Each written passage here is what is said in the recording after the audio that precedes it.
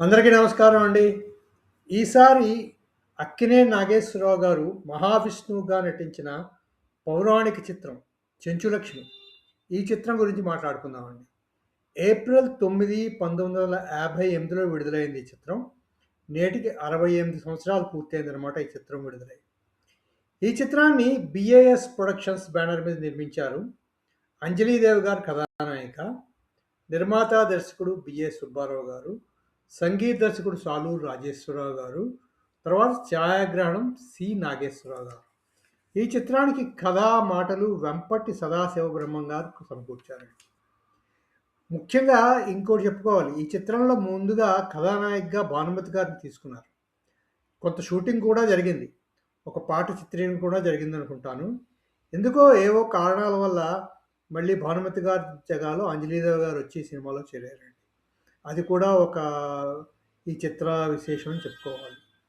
తర్వాత చిత్రంలోని పాత్రలు, పాత్రధారుల గురించి మాట్లాడుకుంటే మహావిష్ణువుగా అక్కినేని నాగేశ్వరరావు గారు, మహాలక్ష్మి చెంచులక్ష్మిగా అంజలీదేవి గారు, నారద మహర్షిగా రేలంగి, హిరణ్యకశిపుడుగా ఎస్వి రంగారావు గారు, లీలావతిగా పుష్పవల్లి గారు, దుర్వాస మహర్షిగా గుమ్మడి గారు, చెంచురాణిగా సంధ్య, శివుడుగా నాగభూషణం ఈ చిత్రంలో కనిపిస్తారు. ఇవి ముఖ్య పాత్రలు అని చెప్పుకోవచ్చు ఈ చిత్రంలోనివి.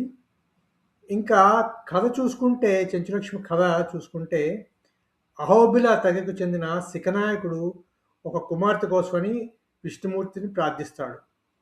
అప్పుడు విష్ణువు అతనికి ఒక వరం ఇస్తాడు. వరమిచ్చి మళ్ళీ తనకు పుట్టిన కుమార్తెను కూడా తానే పెళ్ళాడతానని చెప్తాడనమాట. అలా కొండజాతి నాయకునికి పుట్టిన బిడ్డే చెంచులక్ష్మి. సాహసికతగా పెరిగి పెద్దదవుతుందన్నమాట.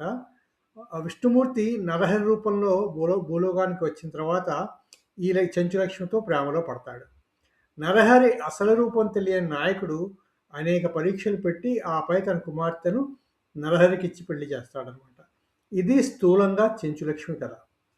ఈ చిత్రం యాక్చువల్గా 2 భాగాలుగా తీసినట్టు చెప్పుకోవచ్చు. మొదటి భాగంలో ప్రహ్లాదుని కథతో ప్రారంభమవుతుంది చిత్రం. ఆ తర్వాత మిగిలిన భాగం అంతా చెంచులక్ష్మి కథతో నడుస్తుందనమాట. ప్రహ్లాదుని భాగంతో ఎందుకు స్టార్ట్ అవుతుందంటే హిరణ్యకశిపుడిని చంపిన నరహరి, అంటే నరసింహావతారంలో వచ్చిన నరహరి, ఆ తర్వాత ఆ ఉగ్రరూపంతో వెళ్ళినప్పుడు, ఆ ఉగ్రరూపంతో బయటికి వెళ్ళినప్పుడు అతను శాంతపడతాడు చెంచులక్ష్మిని చూసి. అక్కడి నుంచి చెంచులక్ష్మి సినిమా స్టార్ట్ అయినట్టు చెప్పుకోవచ్చు అనమాట. అదండి స్థూలంగా చిత్రకథ అని చెప్పుకోవచ్చు. తర్వాత ఇంకో విశేషం ఏంటంటే, అక్కినేని నాగేశ్వరరావు గారు హీరోగా వచ్చిన పౌరాణిక చిత్రం అని చెప్పుకున్నాం కదా. ఇందులో అక్కినేని నాగేశ్వరరావు గారు విష్ణువు గెటప్‌లో ఉన్న చాలా క్యాలెండర్లు కూడా ఆ రోజుల్లో సినిమా విడుదలైనప్పుడు థియేటర్ల దగ్గర అమ్మారని కూడా చెప్పుకుంటూ ఉంటారు. అది కూడా ఒక విశేషం అండి. తర్వాత ముఖ్యంగా ఈ చిత్రంలో చెప్పుకోవాల్సింది సంగీతం. సంగీతం సాలూరు రాజేశ్వరరావు గారు. ఈ చిత్రంలో పాటలు, పద్యాలు అన్నీ కలిపి మొత్తం 32 వరకు ఉంటాయి. అది కూడా ఓ పెద్ద ఆ రోజుల్లో పౌరాణిక చిత్రాలంటే పాటలు, పద్యాలు చాలా ఎక్కువగా ఉండేవి కదా. అందుకని ఇందులో మొత్తం 32 పాటలు, పద్యాలు ఉన్నాయి.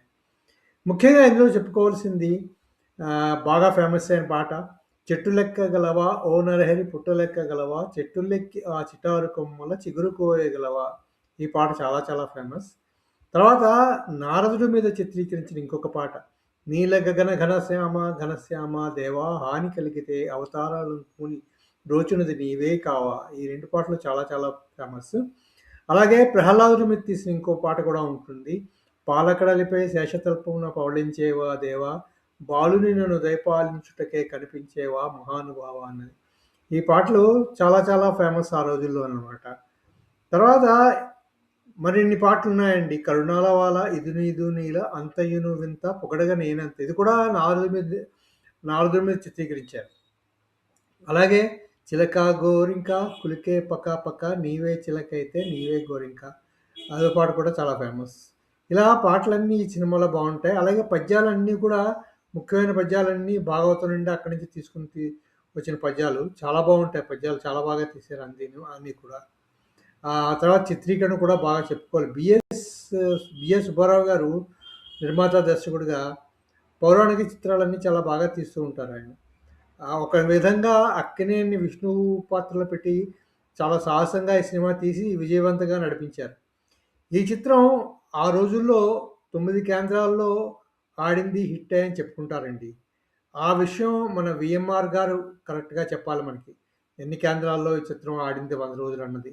ఆయనైతే కరెక్ట్‌గా చెప్పగలరని నేను నమ్ముతున్నాను. అదండి 'బీఏఎస్ ప్రొడక్షన్స్' వారి 'చెంచులక్ష్మి' చిత్ర విశేషాలు. ఇది కూడా ఒక విధంగా మ్యూజికల్ హిట్ చిత్రంగా చెప్పుకోవాలి. చిత్రంలోని పాటలన్నీ బావుంటాయి. తర్వాత అక్కినేని నాగేశ్వరరావు గారు ఈ చిత్రంలో చాలా బాగా కనిపిస్తారు. విష్ణుమూర్తిగా కూడా అక్కినేని నాగేశ్వరరావు గారి చిత్రంలో చాలా అందంగా ఉంటారు. అది కూడా ఒక విశేషం. ఒక ఫోటోగ్రాఫర్‌ని మెచ్చుకోవాలి ఈ చిత్రంలో. నాగేశ్వరరావు గారు ఫోటోగ్రాఫర్ కదా! చాలా బాగా తీశారు ఈ చిత్రంలో అనమాట. అది కూడా ఒక విశేషం. అది కాకుండా ఇదే సమయంలో ఒక 'చెట్టు లెక్కగలవా పుట్టలెక్కగలవా' పాట చిత్రీకరణ టైంలో నిర్మాతకేమో ఒక నృత్య దర్శకుడిని పెట్టడానికి డబ్బులు లేకపోయాయట. ఆ పాట అక్కినేని నాగేశ్వరరావు గారు, అంజలీదేవి గారు అనుకోని వారే దాన్ని నృత్య దర్శకత్వం కూడా వారు చేసుకున్నట్టే చెప్పారు అక్కినేని నాగేశ్వరరావు గారు ఒక ఇంటర్వ్యూలో. ఒక ఇంటర్వ్యూలో చెప్పారు. అది బాగా గుర్తు నాకు. అదే అండి. అది కూడా ఒక విశేషం ఈ చిత్రానికి. అలా అక్కినేని నాగేశ్వరరావు గారు నటించిన పౌరాణిక చిత్రం, విష్ణుమూర్తి గారు నటించిన పౌరాణిక చిత్రం గురించిన విశేషాలు బీఏఎస్ ప్రొడక్షన్స్ వారి 'చెంచులక్ష్మి' చిత్ర విశేషాలు అవండి. మళ్ళీ మరో వీడియోలో మరొక చిత్రం విశేషాలతో కలుసుకుందాము. అంతవరకు సెలవు. ఈ వీడియో మీకు నచ్చితే సబ్స్క్రైబ్ చేయండి, షేర్ చేయండి, లైక్ చేయండి. 'పార్నందీస్ టాక్స్' ఛానల్‌కి సబ్స్క్రైబ్ చేయండి. Thank you very much.